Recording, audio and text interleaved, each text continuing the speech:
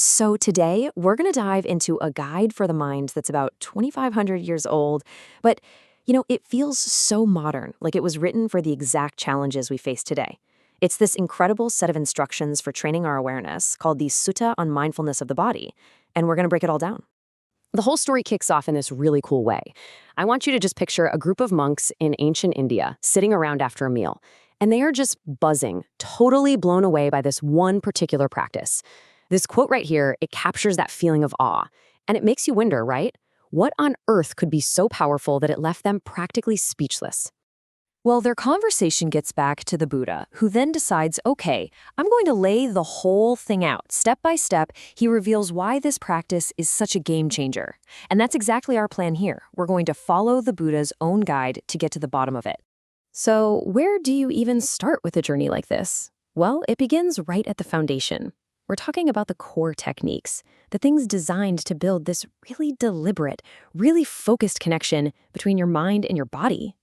The starting point is actually super simple, and it's probably something you've heard before. It all starts with the breath. The instructions are so direct. Find a quiet spot, sit up straight, and just pay attention. Simply notice the breath. Is it a long breath? Is it a short breath? The goal isn't to force anything. It's just to become aware of the breath as it happens and let it gently, naturally calm the body. But why do this? What's the point? Well, the sutta says the immediate goal is to abandon memories and resolves related to the household life.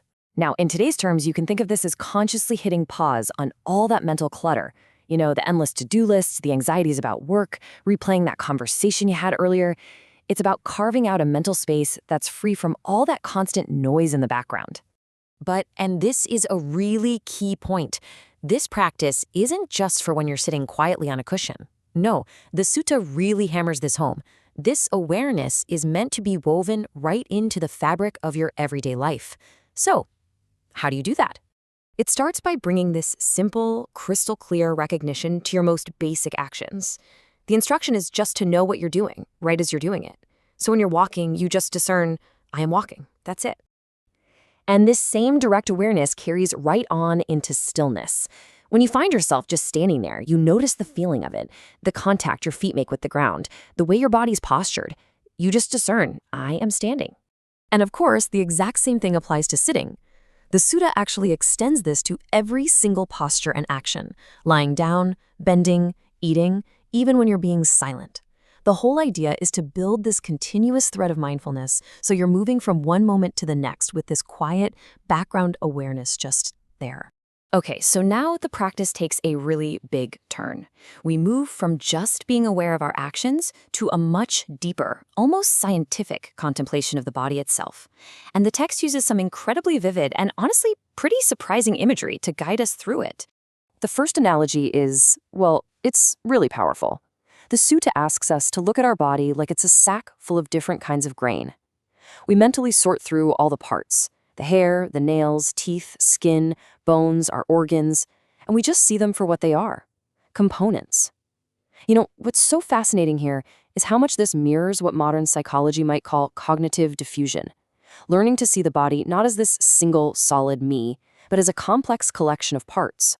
Then the analysis goes even deeper with this next image. And I'll admit, it might seem a little startling at first, a butcher dissecting a cow. But the point isn't to be morbid at all. It's about being purely analytical.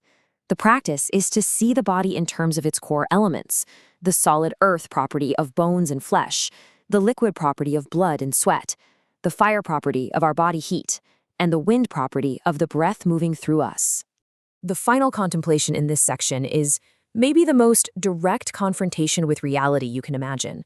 The text describes visualizing a body in various stages of decay and then applying that observation back to your own body. Now, the crucial point here is that it's not meant to be gloomy. It's about cultivating this profound understanding of impermanence, of the true nature of all physical things. Now, confronting impermanence so directly, that isn't supposed to lead to despair. It's actually meant to lead to a really profound sense of clarity. And it's from this clear-eyed view of reality that the sutta says these incredible states of mind can arise. 4 stages of deep meditative absorption known as the jhanas. The text uses some beautiful similes to help us get a feel for them, so let's check them out. The first stage is described as this state of rapture and pleasure that's born from all that mental quiet. And the image here is just fantastic. A ball of bath powder that's completely saturated with water. It's totally permeated, it's full, but it's contained. It doesn't drip. That's the feeling. The entire body is just filled with this pleasant, vibrant energy. So as you go deeper, in the second stage, that thinking mind settles down even more. And the pleasure now comes from this deep inner composure. The simile for this one is a cool lake with a spring that's bubbling up from its own depths. The joy is totally self-generated. It's just welling up from that inner stillness. The third jhana is even more subtle. That energetic rapture, it kind of fades away. And what's left is this deep, calm, and equanimous pleasure. The simile is a lotus that's growing entirely underwater, just suffused from its roots all the way to its tip with cool water. It represents the state of profound, peaceful contentment that just pervades everything.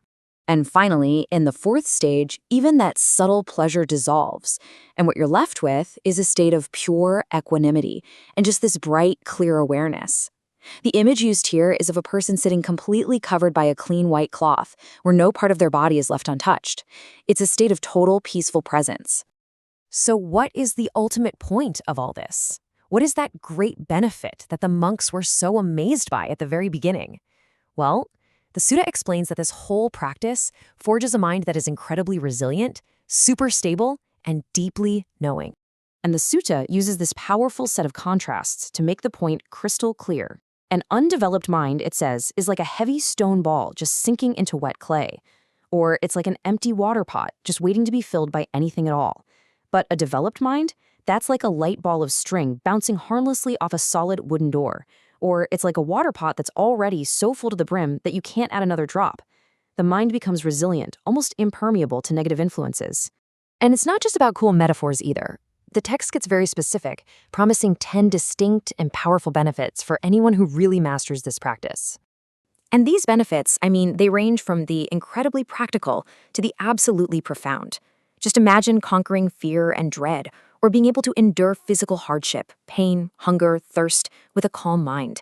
The practice promises the skill to enter those deep meditative states whenever you want. And the ultimate goal? Well, that's what the text calls awareness release, a state of profound and lasting inner freedom from suffering. It's about finding a peace that just doesn't depend on what's happening outside of you. So we've just walked through a 2,500-year-old guide, a path that leads from the simple act of noticing a single breath all the way to the profound resilience of a trained mind. And that leaves us with a really compelling question to think about. In our own modern lives, with all of our unique pressures and distractions, what might be the great fruit and great benefit of truly immersing our own mindfulness in the body?